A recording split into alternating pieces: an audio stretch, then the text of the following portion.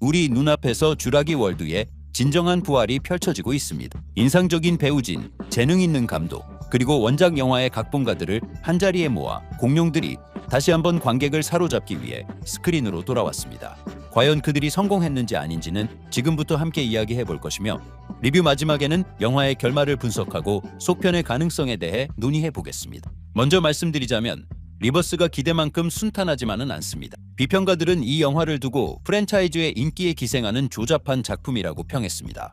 하지만 관객들은 이러한 의견에 동의하지 않으며 거대한 파충류를 보기 위해 기꺼이 극장으로 향하고 있습니다. 사실 이런 상황은 그리 새롭지 않습니다. 비평가들은 항상 깊이 있는 내용을 찾지만 관객들은 때로 그저 순수한 볼거리를 원하기 때문이죠.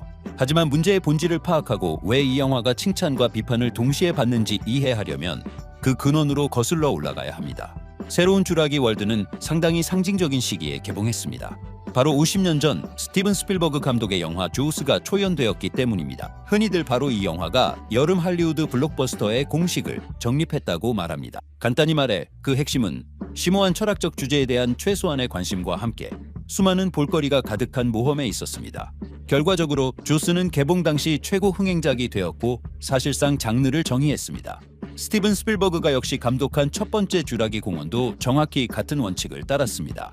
제작진은 당시로서는 환상적인 그래픽과 선사시대의 포로가 된 영웅들에게 초점을 맞췄습니다. 그 결과 제작자들은 모두에게 인정받고 오랫동안 극장계 공룡을 자리잡게 한 컬트 영화를 만들어내는 데 성공했습니다. 이후 두 편의 속편은 그만큼의 성공을 거두지 못했고 얼마 후 스튜디오는 리부트를 결심했습니다. 크리스 프렛과 브라이스 달라스 하워드를 필두로 한 새로운 3부작은 엄청난 흥행 돌풍을 일으켰고 각 편이 10억 달러 이상의 수익을 올렸습니다. 그 원칙은 여전히 같았습니다. 화면 가득 거대한 파충류를 보여주는 여름 블록버스터였죠. 다만 마지막 두 영화는 숨은 의미와 돌연변이라는 주제에 너무 많은 비중을 두었고 그 때문에 비평가와 관객 모두에게 낮은 평가를 받았습니다. 이 모든 것이 우리를 지금 이 지점으로 이끌었습니다. 쥬라기 월드 리버스는 프랜차이즈의 최고 장점들, 즉 두 3부작의 첫 번째 영화들을 결합하려는 의도로 기획되었습니다. 스튜디오는 거대한 스케일의 볼거리를 유지하면서도 등장인물들의 여정에 초점을 맞춰 이야기를 더 작고 집중적으로 만들고 싶어 했습니다. 이를 위해 첫째, 오리지널 쥬라기 공원의 각본가들을 초빙했습니다. 데이비드 코에과 마이클 크라이트는 이야기의 전개를 첫 번째 영화와 매우 유사하게 만들기 위해 정말 노력했습니다. 이는 이야기 전달 방식, 공룡에게서 나오는 긴장감과 위협, 그리고 서로 다른 개성을 지닌 영웅들의 모습에서 느껴집니다. 동시에 영화 전반에 걸쳐 균등하게 배치되어 전체적인 톤을 해치지 않는 유머를 더하는 것도 잊지 않았습니다. 이야기는 이로써 최소한의 등장인물과 명확한 경로를 가진 규모가 작은 이야기가 되었습니다. 둘째, 유니버설 스튜디오는 로그원과 고질라로 명성을 얻은 가렛 에드워즈 감독을 고용했습니다. 그는 흥미로운 이야기를 연출하고 수준 높은 컴퓨터 그래픽을 다루는 데에도 능숙합니다. 그리고 이 모든 것이 잘 작동하고 설득력 있게 보이도록 주연으로 스칼렛 요한슨과 마허샬라 알리를 캐스팅했습니다. 하지만 여러분도 아시다시피 프로젝트의 성공을 위해서는 단지 유명한 이름만으로는 부족합니다. 리버스는 거의 모든 면에서 훌륭한 여름 블록버스터입니다. 프렛 주연의 첫 번째 영화처럼 최고 수익을 올리기는 어려울 것이고 첫 번째 공원처럼 오스카상을 받지도 못할 것입니다. 하지만 이 영화가 확실히 해낼 수 있는 것은 2시간 동안 관객을 몰입시키는 것입니다. 새로운 쥬라기 월드는 블록버스터의 전형적인 문제점들로 인해 비평가들의 마음에 들지 않았습니다. 여기에는 거의 탈선 없이 A 지점에서 B 지점으로 이동하는 주인공들의 여정을 다루는 지극히 단순한 줄거리가 있습니다. 복잡한 정치적 드라마적 맥락도 다층적인 인물도 없습니다. 예측 가능하고 놀라움을 주지 않습니다. 하지만 리버스는 애초에 그러려고 하지도 않습니다. 제작진은 발표 당시부터 프랜차이즈의 뿌리로 돌아가고 싶다고 밝혔습니다. 각본가들은 이야기를 재시작하려 한 것이 아니라 이전 작품들이 만들어 놓은 맥락 안에 이야기를 끼워 맞추려 했습니다. 그래서 우리는 새로운 섬, 새로운 주인공들을 만나지만 수법은 예전 그대로입니다. 영화의 시작은 두 번째 3부작에 대한 오마주로 공룡들이 어떻게 인간들 사이에서 계속 살아가는지를 보여줍니다. 이 부분에 약 10분의 상영 시간이 할애된 후 우리는 즉시 주인공들과 함께 섬에서의 불안한 여정을 시작합니다. 덧붙이자면 영화 음악은 거의 전적으로 첫 번째 영화의 편곡을 기반으로 합니다. 이는 한편으로는 영화에 적절한 분위기를 부여하고 다른 한편으로는 무심코 향수를 불러일으킵니다. 사운드 트랙은 더할 나위 없이 적절해 보이며 제 역할을 완벽히 해냅니다. 그래픽에 관해서도 아무런 불만이 없습니다. 쥬라기 공원 시리즈의 모든 작품에서 컴퓨터 그래픽은 훌륭하게 작동했고 새로운 영화도 예외는 아닙니다. 공룡들은 때로는 거대하게, 때로는 무섭게, 그리고 어떤 순간에는 아주 사랑스럽게 보입니다. 등장인물에 관해서도 그리 명확하지만은 않습니다.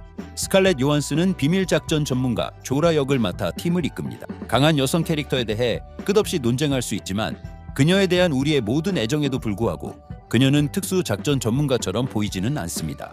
다행히 그녀를 슈퍼히어로로 만들지는 않았고 매우 극적으로 만들려는 그녀의 배경 이야기를 제외하면 캐릭터 자체는 꽤 설득력 있게 나왔습니다. 그녀는 농담을 하고 두려워하며 액션 장면에서는 꽤 그럴듯해 보입니다. 알리는 확고한 도덕적 잣대를 가진 밀수업자를 연기합니다. 여기서 또다시 질문이 생깁니다. 왜 그가 영웅처럼 행동하는데 굳이 밀수업자로 설정했을까요? 법을 어기는 그의 동기는 무엇이었을까요? 하지만 그의 공식적인 역할을 제쳐두고 본다면 알리는 언제나처럼 설득력 있고 그를 진심으로 응원하게 됩니다. 고생물학자는 당연히 공룡을 보고 기뻐하며 절벽에서 내려올 수도 있고 생체 재료를 채취할 수도 있는 명백한 선인으로 등장합니다. 그리고 기본적으로 모든 캐릭터가 이와 같습니다.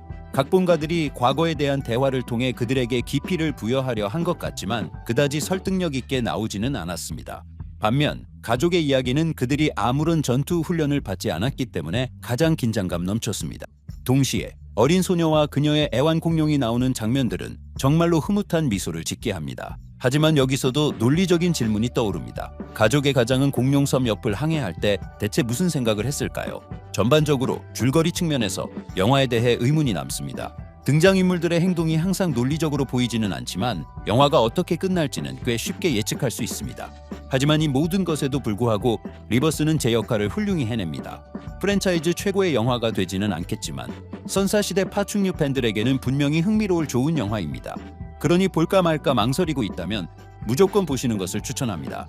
하지만 너무 많은 것을 기대하지는 마세요. 이것은 때때로 긴장감을 유지하는 데 성공하는 재미있는 놀이기구와 같습니다. 자, 그럼 속편이 나올지에 대해 몇 마디 나눠보겠습니다. 노골적인 스포일러는 계획에 없지만 책임은 본인에게 있습니다. 새로운 쥬라기 월드는 처음부터 3부작으로 기획되지 않았습니다. 두 번째 3부작에는 있었던 쿠키 영상이 없다는 점도 이를 뒷받침합니다. 감독은 성공할 경우 쉽게 두 편의 영화로 확장될 수 있는 독립적인 프로젝트를 만들고 싶어 했습니다. 영화를 본 후 남겨진 두 가지 이야기, 실마리가 이를 암시합니다. 첫째, 마틴 크랩스는 자신의 상사가 얼마나 영향력 있는 인물인지 언급했습니다. 그는 자신의 값비싼 비밀 작전이 실패했다는 사실에 결코 기뻐하지 않을 것입니다. 이는 그가 다음 편에서 주요 악당으로 등장할 수 있음을 의미합니다. 둘째, 돌연변이 티렉스의 등장은 그의 피에서 어떤 종류의 치료제를 얻기 위해 사용될 수 있습니다. 크랩스의 상사는 주인공들이 그의 원래 계획을 방해했기 때문에 그를 찾아 섬으로 돌아가도록 강요할 수 있습니다. 그리고 그들이 만들려고 계획했던 치료제 자체도 잊어서는 안 됩니다.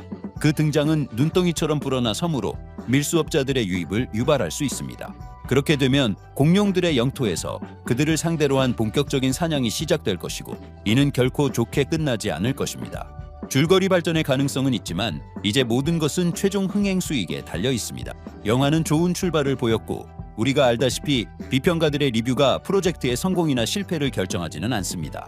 그러니 새로운 쥬라기 월드가 흥행해서 어떤 성적을 거둘지 지켜봅시다. 불과 일주일 후면 슈퍼맨이, 그 후에는 판타스틱4가 극장계 상륙합니다. 따라서 경쟁은 엄청날 것이고 리버스는 예산을 회수하고 자신의 가치를 증명할 시간이 많지 않습니다. 그동안 여러분의 관람 소감을 댓글로 꼭 공유해 주시고 속편을 기다릴 준비가 되셨는지도 알려주세요. 오늘 준비한 내용은 여기까지입니다, 여러분. 구독하고 새로운 영상 놓치지 마시고 곧 다시 만나요.